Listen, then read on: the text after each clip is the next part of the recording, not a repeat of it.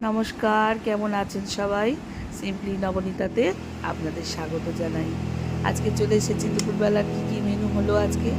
সকাল থেকে কী করলাম, সবাই রান্না করলাম দেখানোর জন্য, সাথে এক ঝুড়ি গল্প শেয়ার করার জন্য চলে এসেছি। আজকে একটা সুন্দর গল্প বলে আপনাদের শোনাবো, যদিও গল্পটি সংগৃহীত, কিন্তু খুব ভালো লাগবে। যদি আমার চ্যানেলটা ভালো লেগে থাকে তাহলে অবশ্যই আমাকে একটা লাইক, কমেন্ট এবং শেয়ার করে সাপোর্ট করবেন, পাশে থাকবেন। তো তুমি সবসময় এরকম দুঃখী দুঃখী মুখ করে থাকো কেন বলো তো? সেই বলছে আমাকে, দুঃখী দুঃখী? Yes, of course. যে কাউকে জিজ্ঞাসা করে দেখো, সবাই আমার সঙ্গে সহমত হবে। কাউকে কোনোদিন ভালোবেসেছো? ও হো, বুঝেছি, ভাগ্যিস ভালোবাসনি। বাসলে তোমার মতো অবস্থা হতো।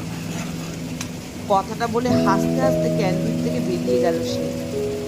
তার চলে যাওয়ার দিকে অপলক দৃষ্টিতে তাকিয়ে থাকলাম আমি।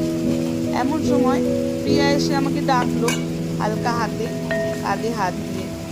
ওকে সত্যিটা বলে দিস না কেন? প্রিয়া দিকে ঘুরে আমি তাকালাম। অ্যাক্সিডেন্টের পর ডাক্তার ওকে বলেছে, জানিস, জোর করে কিছু মনে করাবে না, করালে পরিণতি ভয়ঙ্কর হবে। আর ওর স্মৃতি থেকে এখনো কিছু অস্তিত্ব মুছে গেছে, অনেক কিছু সম্পূর্ণ হবে। তাই শুধু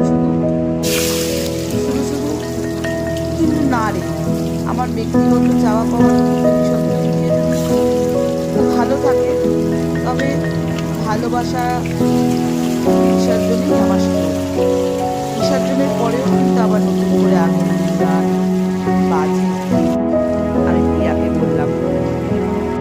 তো এখানেই গল্পটা সমাপ্তি নয়, গল্পটা অনেক বড়। তো দেখতে হলে আমার চ্যানেলগুলোকে সাবস্ক্রাইব করতে হবে এবং গল্পটা শুনতে হবে।